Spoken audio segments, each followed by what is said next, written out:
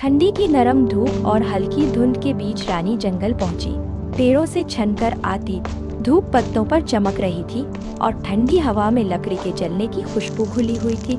जंगल के एक खुले मैदान में उसने चूल्हा सजाया और मिट्टी की हांडी चढ़ाई। हांडी में धीरे धीरे दाल और सब्जियां पकने लगी। लकड़ी की आंच पर हांडी से उठती सौंधी महक पूरे जंगल में फैल गई।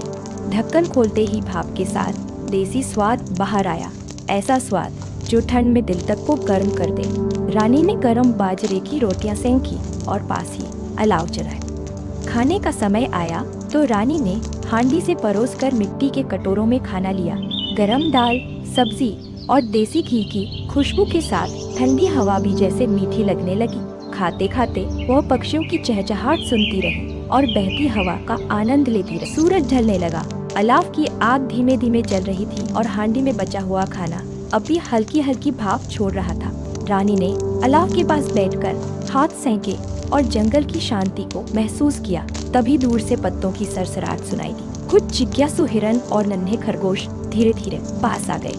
रानी ने मुस्कुराकर उनके लिए थोड़ा सा अनाज रख दिया। जानवर बिना डरे उसके आसपास बैठ गए, मानो उसे अपनी ही दुनिया का हिस्सा मान लिया हो। थोड़ी देर में आसमान गुलाबी होने लगा। ठंडी हवा और तेज हो गई तो रानी ने शॉल ओढ़ ली।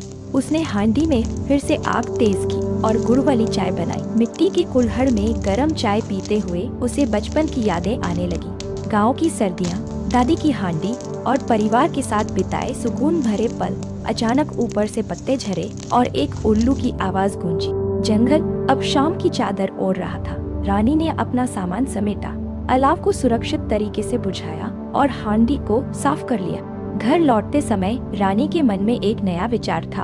वह हर सर्दी में प्रकृति के बीच ऐसी ही देसी पिकनिक मनाएगी, जहां हांडी का स्वाद, जंगल की शांति हो। यह पिकनिक सिर्फ एक दिन नहीं, बल्कि उसकी जिंदगी की एक खूबसूरत परंपरा बन गई।